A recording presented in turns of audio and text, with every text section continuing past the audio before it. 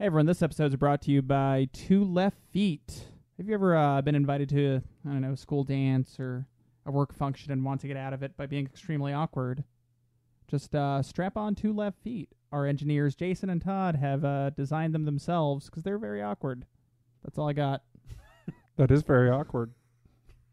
I'm wearing 2 left feet right now. Use promo code PEX and you will get a free third left foot, courtesy of Donifart Industry Innovations. Now back to you guys in the booth.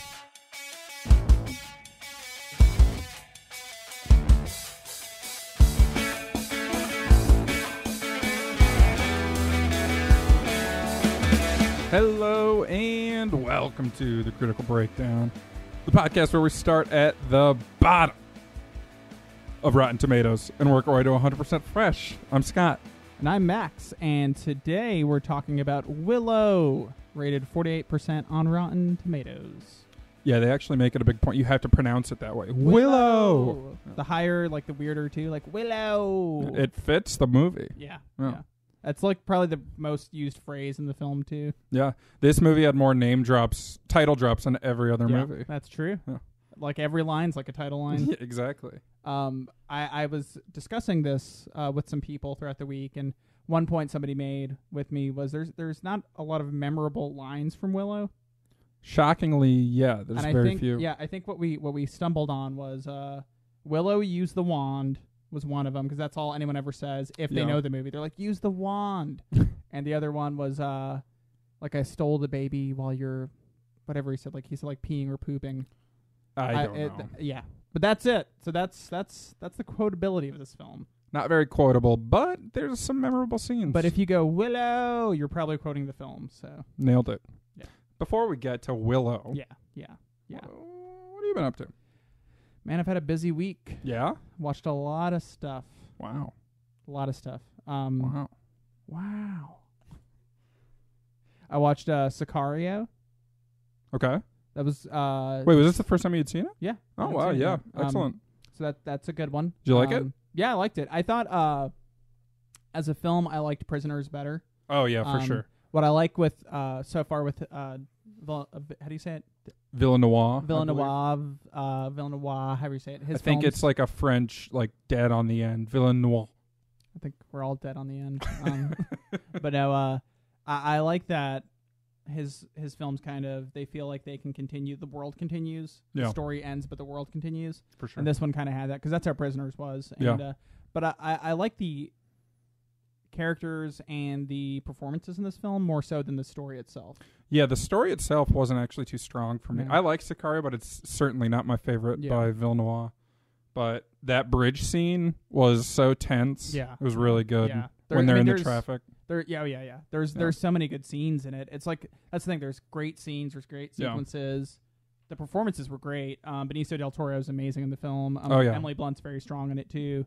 Yeah. It was good to see. It just was the whole package together wasn't my favorite film I've ever seen, but I enjoyed it. For it was sure. Good. Probably my favorite thing about it is the visuals. There's a lot of really well constructed scenes. It's and Roger shots. Deakins on the cinematography. So you get good stuff when you get him involved. For sure. Then moving to another Emily Blunt. Before we move on, I just want to say what I really like about Denis Villeneuve's movies is they're all very different. Mm-hmm. So The Enemy is a very cerebral movie, and then Prisoners is a tight thriller. Sicario is an action movie, and then Arrival is plotting, slow sci-fi. But yeah. So it's really cool, and now he's doing Blade Runner and Dune. The guy can't do wrong so far. Yeah, so he's had a great track record. Hopefully he keeps rolling sevens. Well, instead of rolling sevens, let's move to some lower numbers here. Yeah. I watched Huntsman Winter's War, which also has Emily Blunt. And you were a big fan of the first Snow White and the Huntsman. I watched half of that one. Oh, you did? I knew that it was better than the Lily Collins Snow White film. Was that the Mirror or whatever? Yeah. It was better than that one. It just was kind of dumb fantasy. Well, don't they get rid of Snow White in this? She's not even in it except for some cameos through old footage. It takes place before and after, and it's just dumb, man. There's the best thing about the film is literally that the cast is beautiful. Literally, just they're physically beautiful. Yeah, it's Jessica Chastain, Emily Blunt, Your girl. Charlize Theron, and Chris Hemsworth. Yeah. So That'll do it. It wasn't a great story though. What about you? You watch anything? Oh yeah. I got more I could talk about. Yeah, I got tons too. Yeah. So I don't know if we want to jump back and forth. You want to back and forth it? Make it back and forth. Throw me a couple. What have you been up to? Well, recently I saw a new release movie. Not a new release, actually. A 2016 release. It's a new release stateside, isn't it? It just new release stateside, yeah. Your Name. It's the anime. I honestly don't know the name of the director. He's very accomplished. Not as much in the States as he is in Japan. But Your Name broke all of Miyazaki's box office records in Japan. Actually, all the box office records in Japan. And it's a very original and quite stunning anime movie. I don't watch a ton of anime, so I can't really compare. He's not a weeaboo. Yeah, I'm not a weeaboo. I'm not a one of the, otaku. Yeah. Yeah. So this was just a really good story. It took a few, 20 minutes to get into it, but at the highest level, it's just like a gender swapping plot and love story. It's very strange, but it all comes together really well and ties spiritual and Japanese ideals together really well. And it was just a really good story, man. Yeah. The best part about it was the last 30 minutes of the movie. It felt like it could have ended at any moment, and you don't want it to. I don't want to spoil or anything, but you're on the edge of your seat because you don't want the ending to happen without something else happening. It was so tense. And just because it's so well done, the way the story progressed led to that. And, it was just really good. I've heard nothing but great stuff about it, so I'll try and check it out. I definitely recommend it. Yeah. And that's coming from, again, a non-anime fan. But this is one of my favorites for sure. Cool. Yeah. That's good. Yeah. That's good. Good review there. Thank you. And that leads into one of the ones you watched. Yeah. Gangs of New York. Yeah.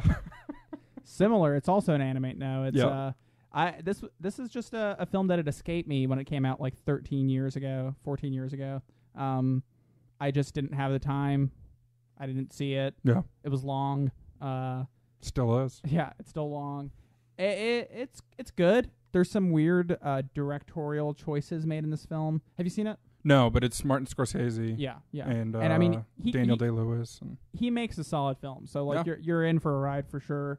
Daniel Day-Lewis, first of all, is just amazing in the film. He plays this character called Bill the Butcher. He just takes that character to its own unique level, and he's up there with him and Leo are going back and forth. Leo's very good in the film as well, and I've had some people point out to me how bad Cameron Diaz is in the movie. Yeah, but I feel like she's kind of at a disadvantage because when you're going up against that's two heavy hitters. Yeah. But overall, I like the film.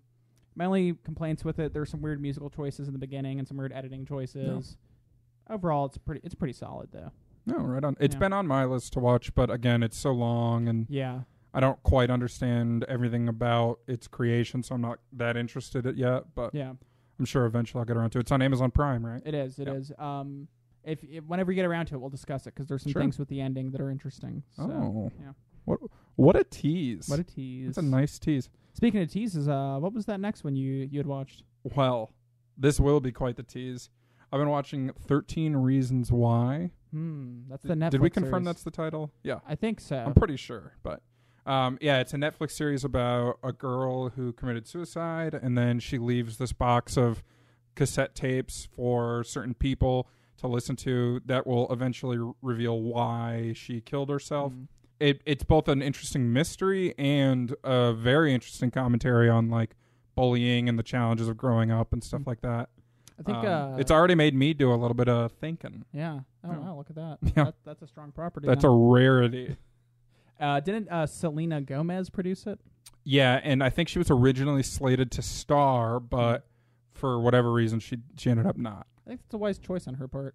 I don't know. I mean, this has gotten stellar reviews. Yeah, it has. But I think it's at 100% on Rotten Tomatoes. I feel like some people wouldn't have been as willing to jump in if they were like, oh, it's a Selena Gomez thing. I mean, I'm fine with that, but I'm just saying some people might have seen that as a reason not to watch it. Sure. And it's based on a really popular book or series maybe. I'm not familiar with it, but the star is Dylan Minnette, I want to say is his name, and he was in Don't Breathe and the Goosebumps movie. And he looks so much like young Logan Lerman from the number 23. It's insane to me.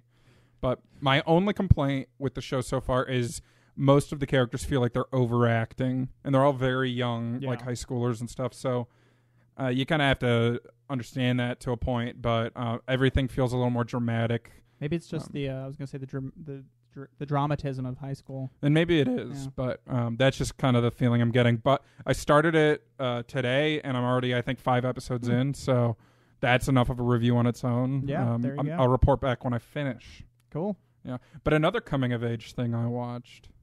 What was it? Almost Famous. Ooh, one of my favorites. That is a certified Max favorite. Yeah. And once it got that seal, I noticed on a day off from work, I noticed that it's on Amazon Prime. There you go. So me and the pup. This episode is sponsored by Amazon Prime. It's not. No. Go on. So me and the pup lied down and watched it, and it's Cameron Crowe. Yeah. And I'm a very big fan. You're a very big fan. It's just another really good Cameron Crowe movie. Yeah, he makes them solid, man. Yeah, it's such a good ensemble. He used to. Yeah, Aloha Cold. Yeah. No, but yeah, it's definitely an ensemble piece. Yeah. So. And it's just really good. It's very endearing. Yeah. I really liked Philip Seymour Hoffman in it.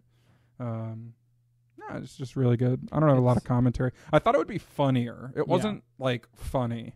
Like Say Anything, I think is a legitimately very funny movie. Yeah. In addition to being a coming of age story, this was less funny and more. I think maybe when I first saw it, God, that came out in what, 2000? 2000 or 2001, maybe. Yeah, I thought it was hilarious when I first saw it. Yeah. But maybe if you see it later, like some of the comedy. Yeah. But then again, I mean, I don't know. Yeah. It's. And I laughed at points. I won't lie. There's jokes in there, but it's more heartfelt than anything. Yeah, exactly. Like the what's her name? Frances. She plays the McDormand. mother. McDormand. Yep. When she's like, don't take drugs. Yeah. Like stuff like that's funny. Yeah. And there's little jokes in there, but yeah, no, it's definitely more about like emotional connections between people. So without a doubt, the music's amazing in that. It's just like very strongly tied to its music. Do you think it's something Cameron Crowe likes to do? I would agree, because Say Anything was the same way. Yeah, Say Anything. Aloha. Jerry Maguire. Aloha. So, but that is kind of related to the other thing you watched. Yeah, I watched Captain Fantastic. Oh. Nominee this past year in a lot of awards. Yeah, I think it was just nominated for the one, right? Vigo. There we go. Vigo's he's like a mastercraft actor, so yeah, no, it was great. No, it was good. My favorite Vigo role is Aragorn. Oh, I thought you were gonna say recovering alcoholic in 28 days. Later? He played no. He played opposite Sandra Bullock in a rom-com. Oh, I didn't know that. It's the prequel to 28 Days Later. Wow. It's not, but anyways, I'm so sorry. Please continue. I took it off for a joke, and it wasn't funny. It happens. Go. That's where coming of age stories come in. That's podcast. Yeah. No, Captain Fantastic. If you don't know, it's a story of a guy who loses his wife, and him and his wife had raised their kids. Here be spoilers. No, him and his wife had raised their kids like out in the wilderness, kind of like isolated from society, and she dies for reasons that are in the film. It's the hook. I know. I'm just kidding with you. But no, and then he has to deal kind of with her family, his own family, kind of just how to deal with the kids dealing with the death as well, and him dealing with the death, and it's just really heartfelt. It's pretty good. No. I wouldn't say it's like my favorite thing I've ever seen, but I really enjoyed it. So good. Yeah, it looks I would definitely good. recommend it. When we first saw the trailer, you had commented this is either going to be like really good or just like the most bullshit film. Yeah, like going for all the indie tropes. Yeah. And it mostly ties them together. You can tell that it was written and directed with the intent of like being sincere. Sure. And I think which is good. Yeah, and it sells the story that way. Yeah. So that's good. Would you say it was fantastic? I would say it was. Yeah. And that's also on Amazon Prime, isn't it? Yeah, it is. Oh. It is. Look at that, Amazon. Look at that. Anything else on your plate? I mean, I watch a lot, you know. Yeah. And I don't want to I watched Margin Call. Didn't love it. That's all I'm going to say about it. Wow. Do you want to know more? Wow. What is it? It's a movie about the financial crash of 2008. Here be spoilers. Yeah, sorry. Well, what's funny is I didn't realize that. I just knew it got good reviews, so I played it. It's on Amazon Prime. I promise this isn't planned. Yeah. and I started watching it, and I thought it was just a fictional financial crisis, and then I realized it was actually based on this one. So it's got like Zachary Quinto and Quinto. You have to roll the Q's. Yeah. And Kevin Spacey and from Paul Bettany. Oh, yeah, from Paul Bettany. Yeah. And it was just fine. It wasn't very good, and it honestly wasn't very good just because The Big Short came out after and is just a lot better. That's your Volcano Dante's Peak right there. A classic Volcano Dante's Peak scenario. Well, that's cool, man. Yeah. I mean, it sucks that it wasn't that good, but every now and then, like, it's your Huntsman Winter's War. You have something that you watch just because why not, and you're like, okay, that wasn't good. Just because why not? Yeah. Yeah. That's half the movie choices I make sometimes are like, sure. Why not? Don't have anything else I'm doing. Exactly. So what's interesting is this week on the podcast, we had quite a few choices, but we settled on Willow. Dude, we had a ton of choices. Let's get into that in a second, but first, let me get that plot synopsis for Willow. A reluctant dwarf must play a critical role in protecting a special baby from an evil queen.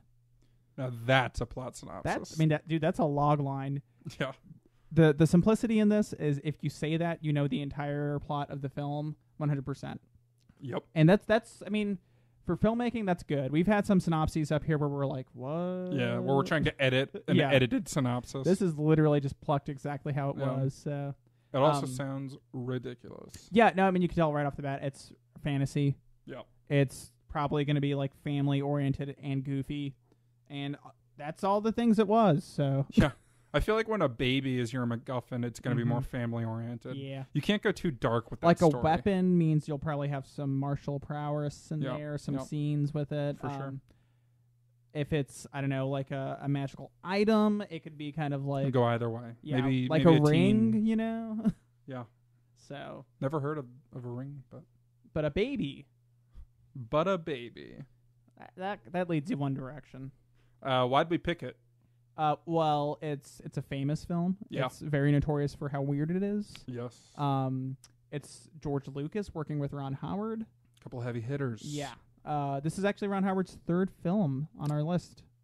Yeah, because we did both of the first two Da Vinci Code or Robert Langdon trilogy, whatever you want to call it.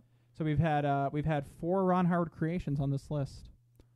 4? Because Bryce Dallas Howard was in The Village. Okay. That was terrible. I'm sorry. Yeah. You know. Yeah, we picked this just because it's a strange one. Kind of everyone knows Willow, whether or not you've seen it. It's like you're familiar with it. It's such a weird concept that you're going to be familiar with it if you've just like circled the cinema block. There's also this whole theory that George Lucas is very fond of little people. Because he, had the Ewoks and he made this, and he does stuff a lot with like people size and his things.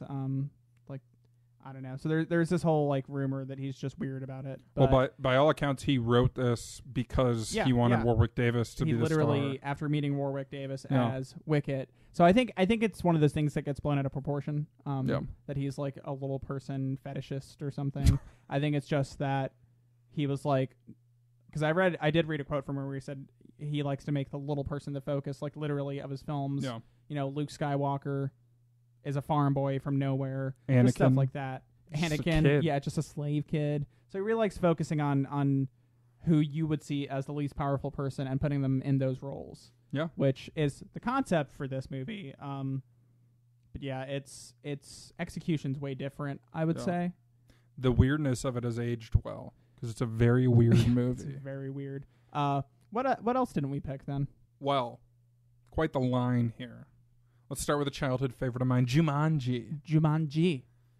Getting remade soon. Yeah, and, we'll see. Yeah, it'll probably be on this area of the list. Probably lower. Yeah, probably lower. But I remember loving Jumanji as a kid. I thought it was excellent. I saw Jumanji probably when I was like between 10 and 11. Yeah. I want to say maybe a little bit older. I don't remember what year it came out, but it wasn't my favorite. I found it really depressing for some reason. I mean, there's moments that are sad for sure. Like when you really think about Robin Williams' character, I believe Sean was the name of that character.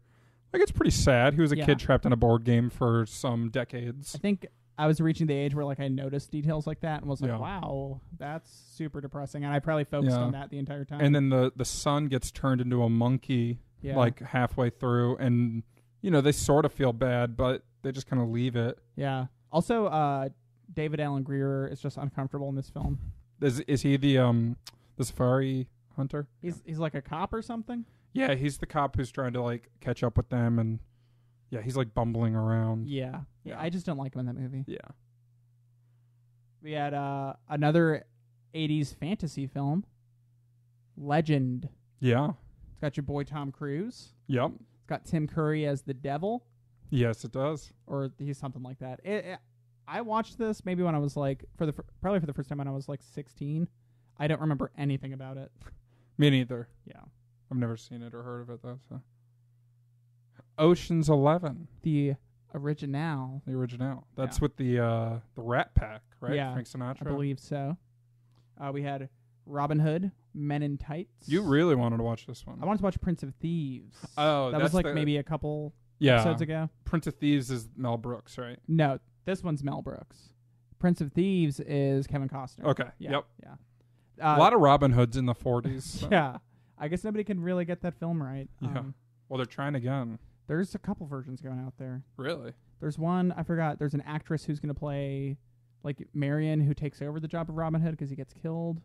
Yeah. I know about the origin story one with, like, Taron Egerton. And yeah. So there's... I think Jamie Foxx is in it. Yeah. Yeah.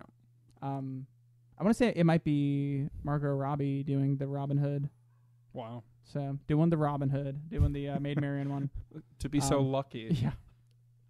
We had Saw. Yeah, which I thought it was about home improvement, but... Yeah. It's not. It's about life improvement. Shooter. This was one of those movies that a lot of a lot of people I didn't like really liked in high school. Yeah. I think, yeah. Mm. Yep. Stargate. I think... No, you go ahead. I think Shooter is pretty much perennially on the $5 DVD bin at Walmart. I think it was like printed and dumped in there immediately. I think that's what it was designed for. Stargate. Stargate, yeah. That's one of my favorite films from my childhood for sure. It's a science fiction film. And it's got Kurt Russell. It has Spader. David Spader, is that his name? James Spader. It has James Spader. Yep. It's good, man. It's got the Stargate, and they go to the other planet, right? Yeah. It's like Egypt and aliens. Yeah. The Great Gatsby. Yeah, not so great, but The Gatsby. This did not pass my 5-minute test when I first watched it. So Baz Luhrmann will not be happy to hear that. Nope. And then two heavy hitters, one of which is a Serbian film. Which, if you ever want to be really grossed out and feel awkward, go read the synopsis for that on Wikipedia. Yeah. It's literally a Serbian film.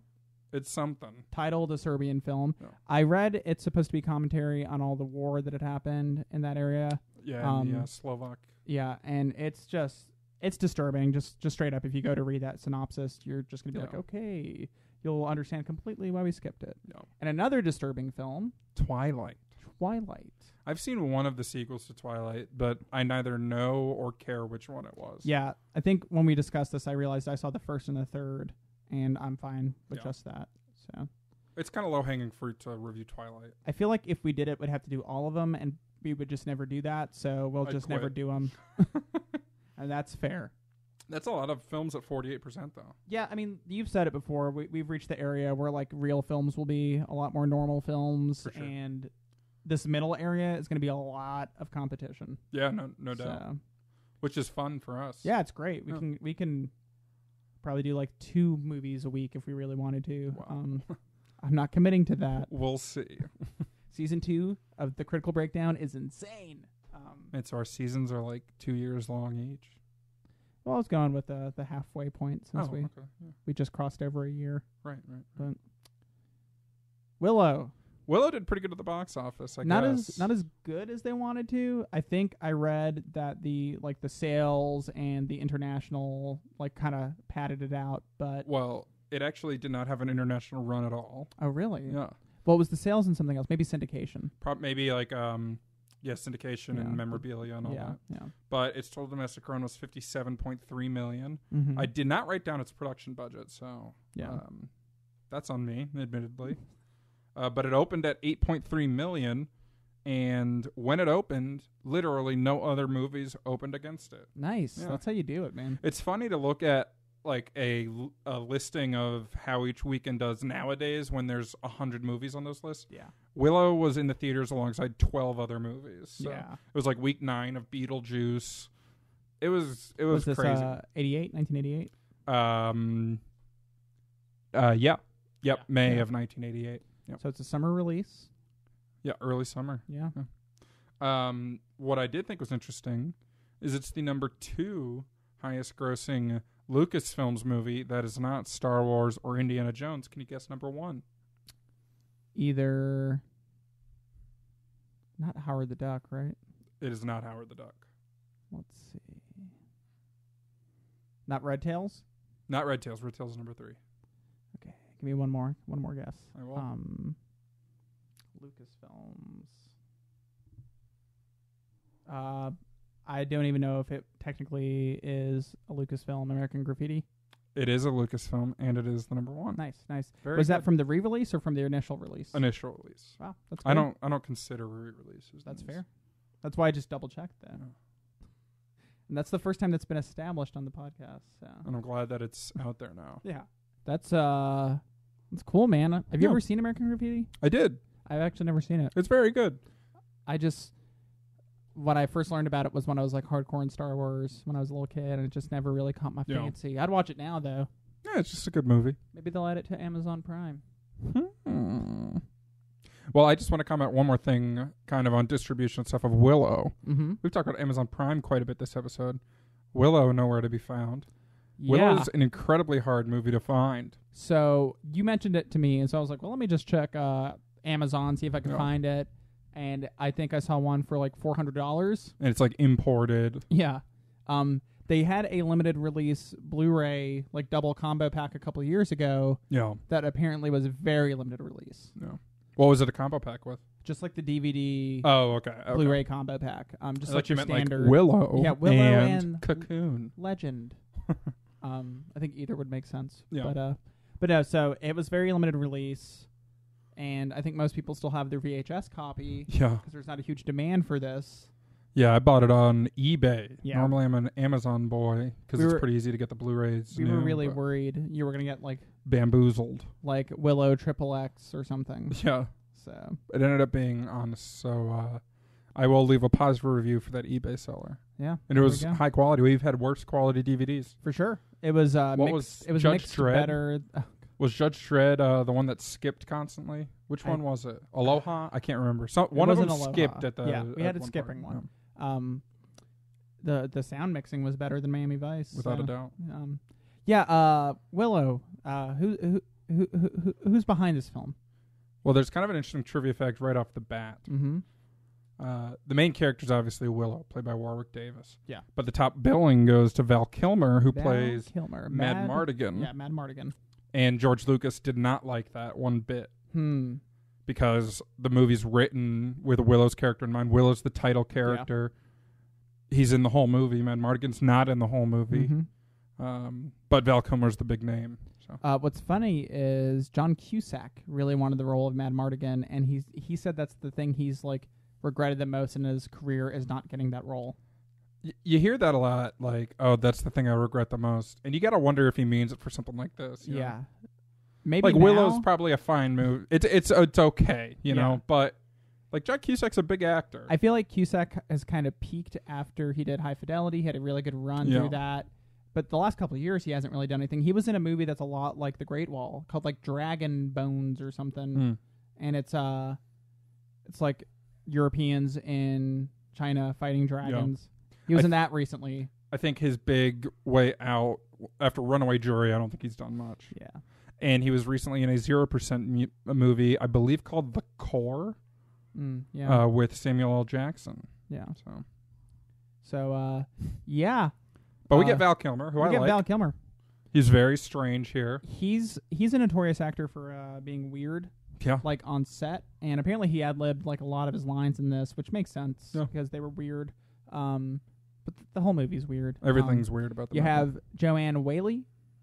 Whalley? Ever see her name? Joanne Whalley? I think Whalley? Whalley.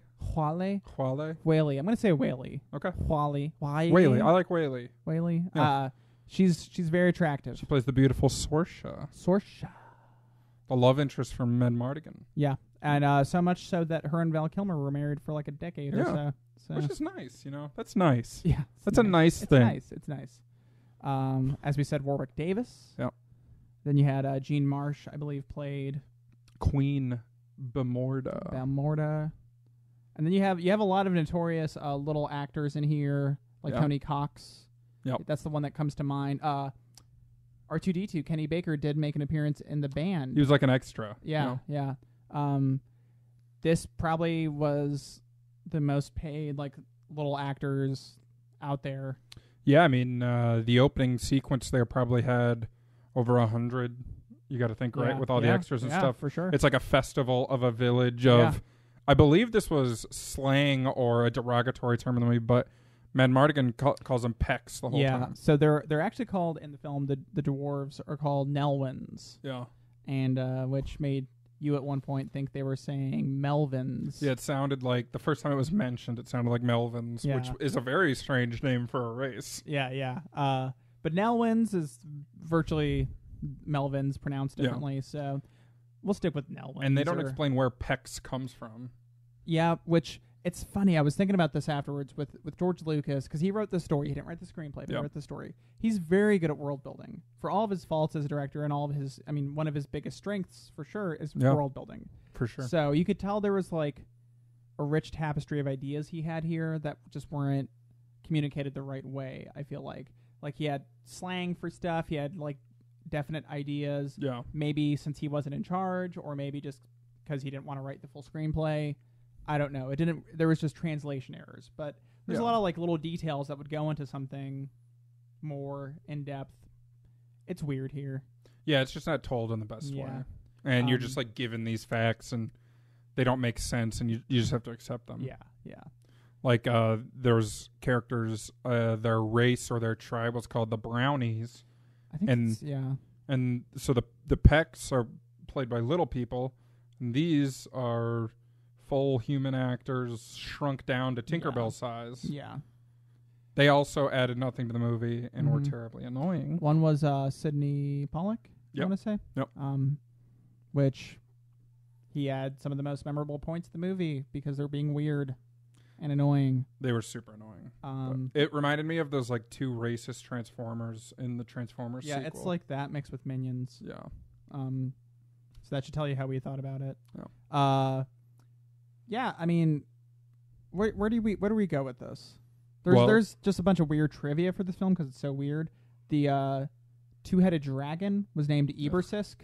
Yeah, after Siskel and Ebert. And Ebert. There's another character named after a critic as well. Yeah, I read that, which I wonder why. That's so weird. I feel like it's something George Lucas and Ron Howard would find funny to tease the critics. The name of that dragon's not anywhere in the movie. Exactly. So it's not like it matters. It's literally something they made just for themselves. No. Yeah. It was nominated for 2 Oscars. Yeah. What was it nominated for? Visual effects and sound editing. Nice. I wanted to look at what won visual effects that year because I thought the visual effects were terrible. Well, this was the first feature film to use the morphing process developed by Industrial Light and Magic. Well, it's definitely a trial run here because not so impressive. The animal morphing was hit or miss. Some of the points it was kind of okay, and then sometimes it's like The trolls were so weird. In kind of I guess it's not the climactic battle, but in one of the big battles, there are these trolls that are like shadows that turn into people in suits, and I don't know. That was strange. But it's way less impressive than even any of the Star Wars original trilogy, which came out before this. So, but time doesn't do well for visual effects, I don't think. Like when we watched The Golden Compass, nothing was super impressive about it. Yeah, so for best effects, 1989, it went against Who Framed Roger Rabbit and Die Hard. Yeah, so that's Willow's not winning that one. No. Who Framed Roger Rabbit is revolutionary. Yeah. It's a gold standard for like mixing animation and live action. What's funny is both of the awards Willow was up for, it went against Die Hard and Who Framed Roger Rabbit, and Who Framed Roger Rabbit won both. Man, we should have watched that. It's probably higher up. Oh yeah, it's definitely higher up. But because where do you go with a movie like Willow? Because the plot is pretty straightforward. Yeah, it's real simple. It's the hero's journey. If you know anything about Joseph Campbell, it's almost that to a T. Yeah, we've talked about the hero's journey before. Like, he finds this baby. He finds something that takes him out of the mundane. He takes the baby on this prophetic journey. He finds, like, a mentor, which is an animal transfer, like, wizard thing. Yep. He has all these things. He goes through a liminal state where he changes. He learns to become a magician himself. Yep. There's a huge battle at the castle where there's a climax. He becomes the hero. He definitely saves the day. Yep. And then he goes back to his normal life. He goes back to the mundane. It's like literally beat for beat, more so than Star Wars A New Hope. Yeah. It is the hero's journey, like 100%, which George Lucas loves that. He loves creating mythology. He's into it. I mean, there's a reason why the hero's journey is a trope. It's because it's compelling. Yeah. It's like such an interesting story, and there's a lot of nuance within it. I don't think Willow touched a lot of that nuance, but it's funny that you mention it's almost more a hero's journey than A New Hope, because you can just look at this in A New Hope, and there's so many comparisons. Val Kilmer's character, Mad-Mardigan, is just Han Solo. Mm-hmm. Mm-hmm. And he has a rivalry with this like woman that becomes his love interest. Yeah. Replace the baby and the brownies with like C-3PO, the plans for the Death Star, and R2-D2 covers that. Obi-Wan Kenobi's the wizard trapped as a animal. Yeah. I mean, there's like so many things. It's insane. Yeah. It's the hero's journey. Yep. And one thing they did really good was with the mundane. Warwick Davis's wife in this movie was like 50 years older than him. It was awkward, man. Yeah.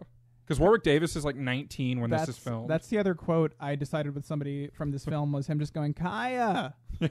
Kaya! Because that's like half of his lines in the first act. Yeah. So the movie tries to do this world building, kind of like we mentioned, but it just gives you these pieces. Like when they first meet Mad-Mardigan, he's just trapped in this slave pen, and you don't really know why, and they sort of mention it later, but they still don't say why. Yeah. But then there's this whole thing with his raiding armies and stuff, and it just never adds up to a very compelling... Yeah, all the things that would be interesting, they don't expand enough on. Yeah. And it's just...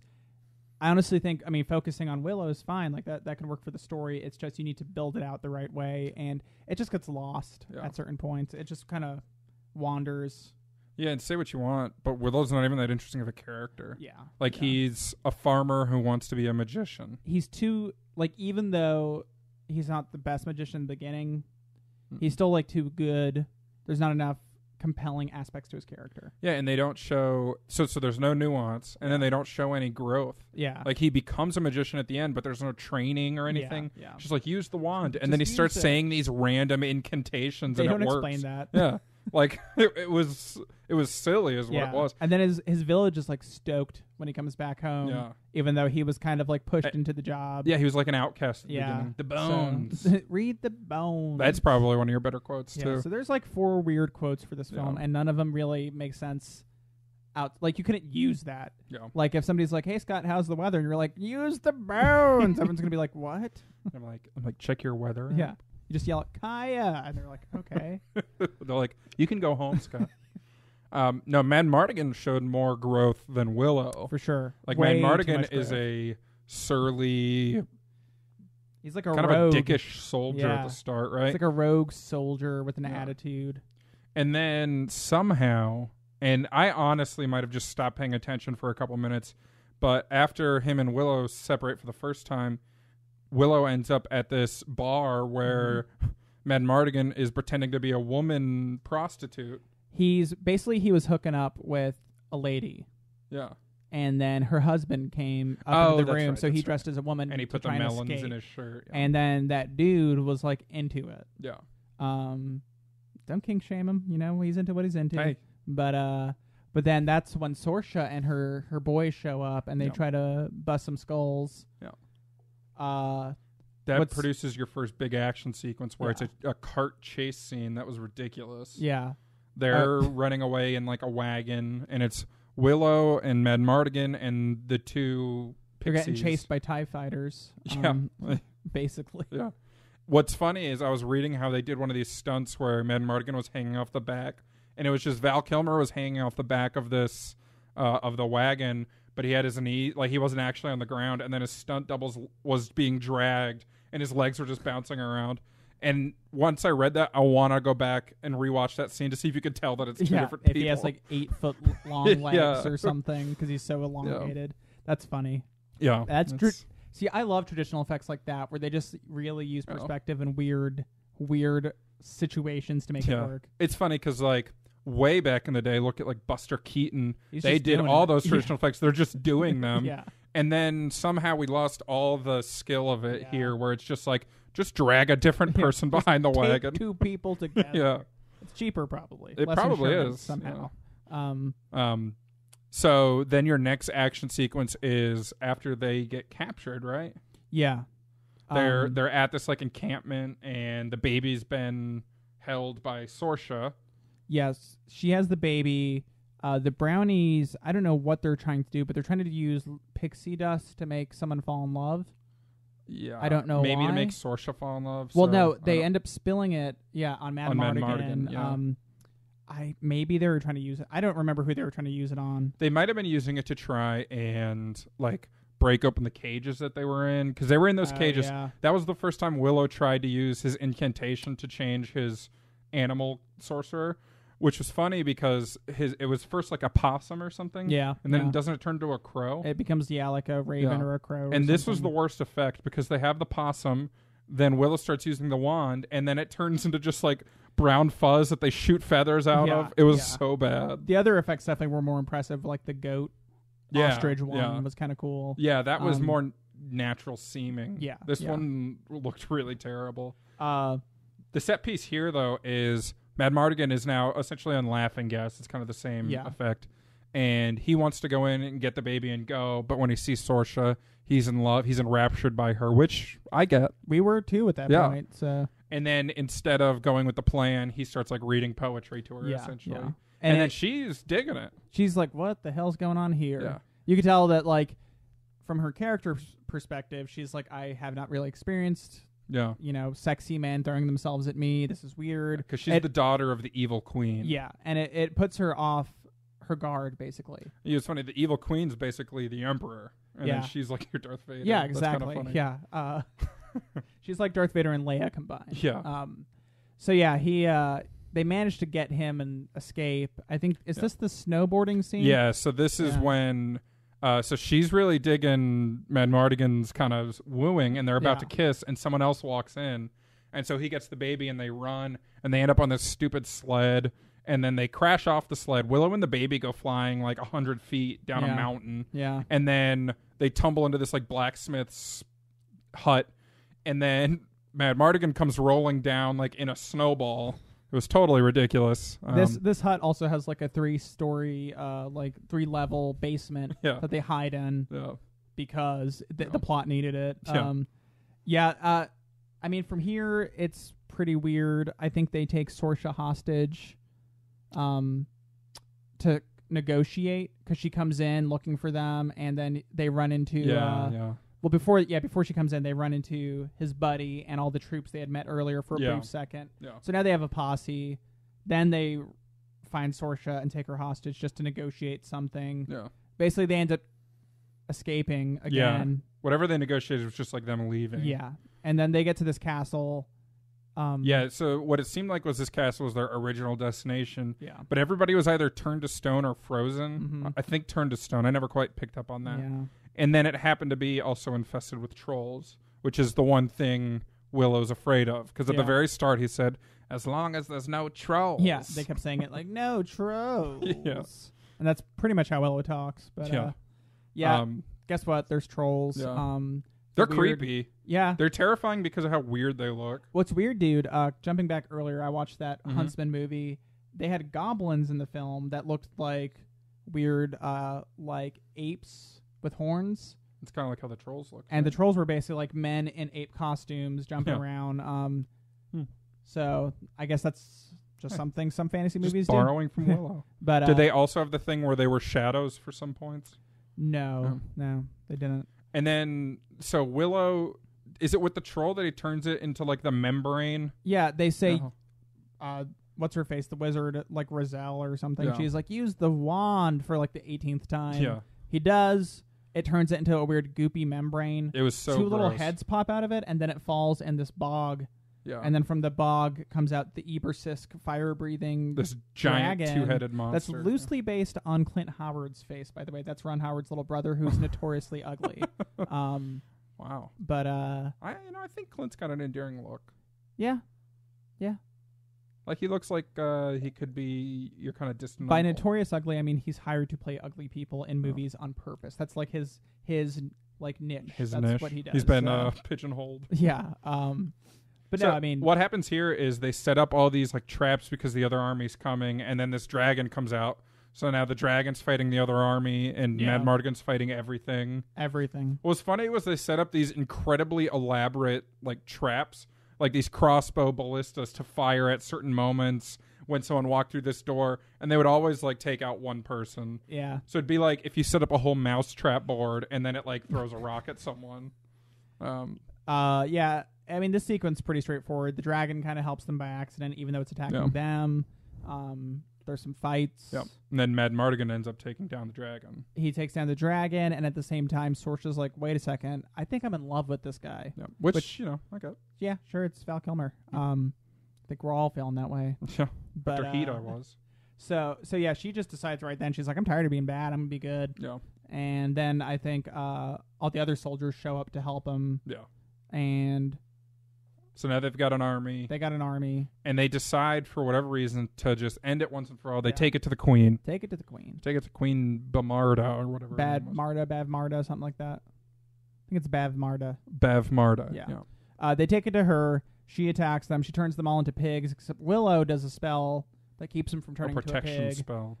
The pig stuff was disgusting, too. That was disturbing. It was very disturbing. I read, apparently, the pigs kept humping, and so they had to constantly throw cold water at all those pigs. Wait, I didn't even notice that there were actual yeah, I guess there were actual there were pigs. real pigs running around in the background. Because there was also, like, half man, half pigs. Yeah, so they had morphing scenes, they had, like, makeup scenes, they had actual pigs. Yeah. When you consider that this is sort of a family movie, there's some pretty dark stuff in it. Yeah, there's definitely spooky things in here. Like that membrane thing was weird. The membrane thing, the half-pig people thing. Yeah. I mean, definitely some weird stuff. Yeah.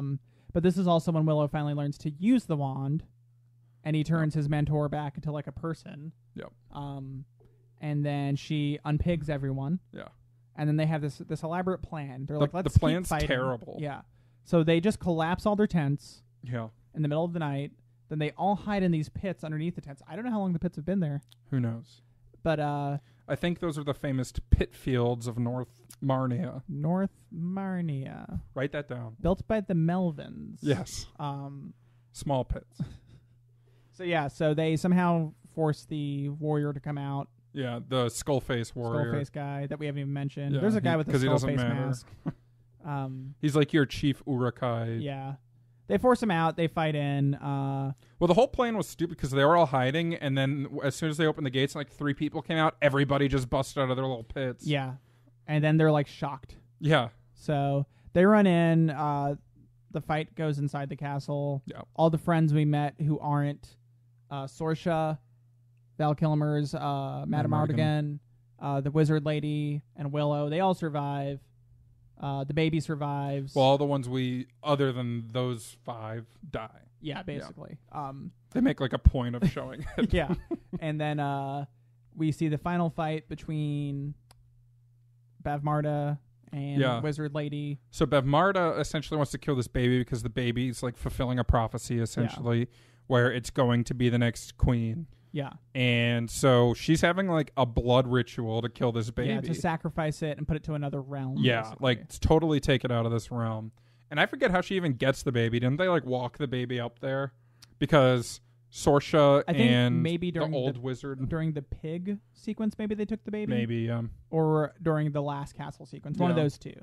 Regardless, they had the baby. There's this standoff that was very much like the Gandalf or Saruman standoff between the old Willow mentor and Queens of Marda Bavmarda. And then basically Willow tricks her, uses sleight of hand. He hides the baby. Then he holds a fake baby in his hands like a bundle. Yeah. And then she thinks she's going to banish it, and she banishes nothing. So then she gets banished instead. She spills her She gets magic struck by goo. lightning, too. Yeah. It's just whatever. It was weird. Though the sleight of hand thing was kind of a cool callback. Where that was a good callback. Willow was like a street magician at the beginning, too, for some reason. I would have loved more of that in here. That could have definitely built out more of the character. Yeah. But yeah, it's just...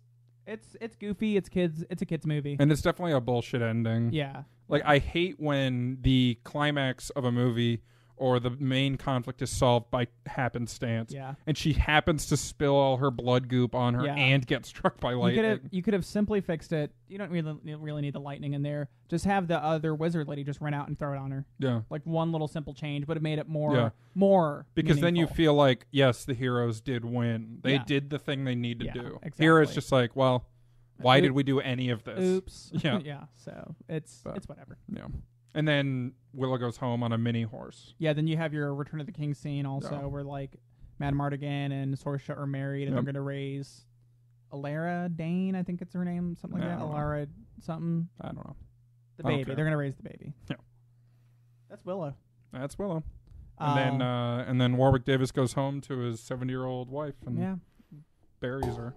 Yeah, she was old, man. Yeah. That's Willow. Here's what's interesting. I mentioned this earlier. No. It wasn't the financial success they were hoping for. It did have life after the theater, just from like syndication and from rentals and stuff. But Lucas wanted to continue the story. He wanted to keep going, so he got writer Chris Claremont to write a series of novels. Yeah, so there ended up being, 3 novels? 3 novels. They're called like Shadow Moon, Shadow something, and Shadow Tale. And one of them is based on Willow, and then the next 2 are... Well, one of them, like, I think, dips into some of Willow, but picks up shortly after. Okay. So it's not directly based off. They did have a novelization of Willow. Yeah. But I think this was like a separate sequel series. Cool. Chris Claremont's actually my favorite X-Men writer. He wrote some of the most iconic X-Men stuff. Such as? Like the Dark Phoenix saga. Yeah.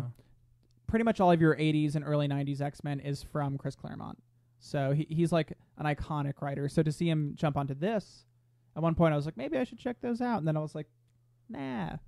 Chris, we'd love to have you on the pod to talk about your Willow sequels. We literally would. I bet George Lucas had written like the story workings for a whole trilogy or something. Yeah. And then when the first one didn't do gangbusters, they were just like, well, you can use the stories still for novels. I that's what I feel.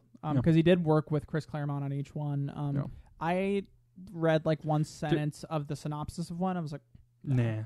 But did Chris Claremont write the screenplay? No, I don't think so. It was someone else. Yeah. But no, I figure, what would we do with a Willow sequel? Man, you have this very odd world that you can kind of build a story in. For sure. I think you go with Alora as like a young adult, like a you teenager. skip ahead. Yeah. 10, 15, 16, 20 years. Whatever. Skip ahead to 16 to 20 years. Alora is now like your main character. Yeah. And was her mother confirmed dead? They showed that scene at the start of the birth, but I can't remember. I think that's for the best. Yeah. Maybe I was thinking you could bring the mother in. Maybe she's trying to find out who her birth mother was. Yeah. You could do that. Something like that. Who plays young Alora? Let's see. Who, what's the name of the girl from the Evil Dead remake? Oh, Jane Levy. Yeah, Jane Levy. Yeah, you could do that. Because the baby was redheaded. Yeah, that's true. Yeah, so get her in there. Yeah. Or maybe Rose Leslie. If you're going older, a little older, 20s, so like maybe. in the 20s. If you're going, I think Jane Levy's in her 20s now, but if she looks young, so you could looks a little younger. You could do a younger kind of theme there. Maybe Alora is trying to balance being like a warrior queen, like her father would want, and like a diplomatic queen. Yeah, or something. Maybe maybe she's kind of I see what you're saying. Okay, and then here's what else we're doing. Okay, so you had that weird bog water that turned troll fetuses into multi-headed dragons. Mm-hmm. That is some evil thing that needs protecting. Now, troll armies and stuff are trying to get that bog water so that they can become troll monsters and stuff, you know? Yeah. So they got to protect their land. One of my ideas was Willow becomes the bad guy. Maybe maybe he's infected with the bog water somehow. Ooh, yeah. So like they have to like cleanse him of the bog water. Here's what's gonna be okay. That river where he found the baby ends up with strands of the bog water. They've been watering those fields with bog water. Ooh, so you have like zombie Nelwyn's. Yeah. This is getting dark, y'all. Yo, let's make this movie. Willow 2. Yeah. So for the first half of the movie is going to be Mad Mardigan and Sorsha and Alara like defending a siege against their land. They're protecting this evil bog. Yeah. You know, Mad Mardigan's gonna die. And then Alara is gonna go out and find like this cleansing water that will cleanse all the water out there. Yeah. And so that the infection of the bog is no longer out there. That's your main villain, Jeremy Irons. He feels like a perfect fit. Yeah. Okay. He's like so an evil he infected necromancer. the water, and he's using Willow. Yeah. To Willow in the whole all village. This mayhem. Yeah. I'm digging it, man. Yeah, and then Willow's working with the trolls. Yeah, like the trolls. And he didn't like them, but now they're all coming for from the him, same. basically. Yeah. We got and something. The wand can be a thing too. Oh yeah. And Willow's gonna kill Mad Mardigan. Willow's going to be there with the wand. And Mad Mardigan's going to be like, don't use the wand, Willow. Don't use the wand. And then he's going to turn Mad Mardigan into one of those membranes. This is dark. This is rated R, I think. Yeah, for sure. This is a family film, no more. No more. Would we try to bring in Peter Dinklage somehow? I feel like that is very low-hanging fruit. So I'm going to say no. I don't think he would do it. I don't think he would do it either, especially if the plot is what we just described. Way above this. I think most actors wouldn't do it. Do you think we could get Val Kilmer and his ex-wife together again for this film? That would be strange. They might have to have some contractual thing where they're never actually in scenes together. Yeah. We have to like splice it together. They might be cool. We don't know. Yeah, I don't know. I mean, they had multiple kids. Yeah, so. Multiples, yeah. If you have multiple kids, it's easier in multiples. Yeah. That's what I've heard. For sure. We both have no idea. Yeah. So. I think there's a Willow sequel out there. You know, we're returning to some 80s properties. Yeah, we're getting Blade Runner 2049, you know. Yeah. I mean, Blade Runner's a much better movie than Willow. No comparison there. Yeah. But we're going back to these old once thought to be it was once thought that we never go back. I will say I give props to Willow because it does not treat the little people acting in the film with any disdain, any hatred. It's in that sense, kudos to Willow, you know? Yeah. Like they made a film. And they didn't make a point of it being like, oh, you guys did it, and it's especially cool because you're pecs. Yeah, no, anything. It was just that. No, they did it. Yeah, exactly. It kind of reminded me of Mac and Me, how the main character was in a wheelchair and they made no mention of it, and it didn't slow him down at all. Yeah, and Mac and Me's a terrible movie. That's one of the positive things we found in that film, that we were like, for all these faults, at least it was progressive in its own way. Yeah. So kudos to Willow. You're in good company there. I don't think it's aged particularly well. Nah. But it maintained all of its weirdness. Yeah, it's very weird. I think nostalgia will carry a lot of people with this one. For sure. And it's kind of got a cult following. Yeah, and if you love it when you're a kid, you'll probably love it now. Yeah. I remember enjoying it, but I remembered nothing about it. No, I didn't see it as I was when we watched it, I didn't hate it. It just wasn't my favorite thing I've seen. No, and I like the weirdness of it.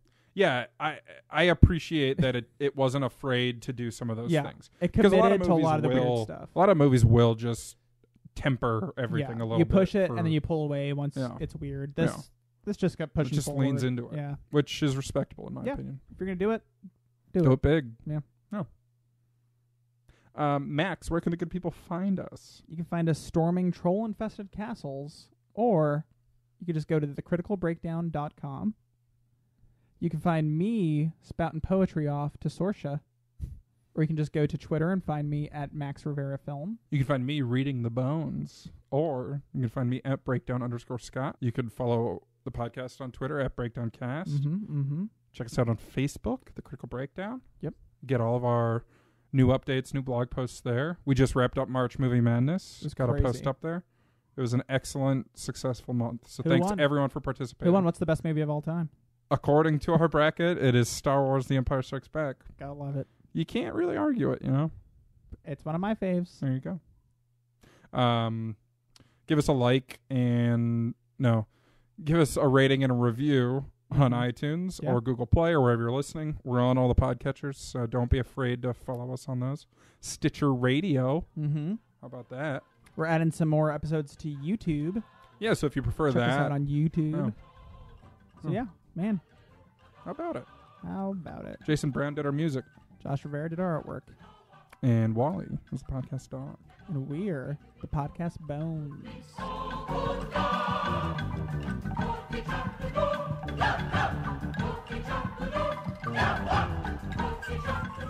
Next week on The Critical Breakdown. Mimosas and Marys all around. We're watching Sex and the City. Rated 49% on Rotten Tomatoes. And we'll be joined by not one, not two, not three, and not, 4 special guests. So tune in. Scott's a total Samantha. And he's a total Charlotte.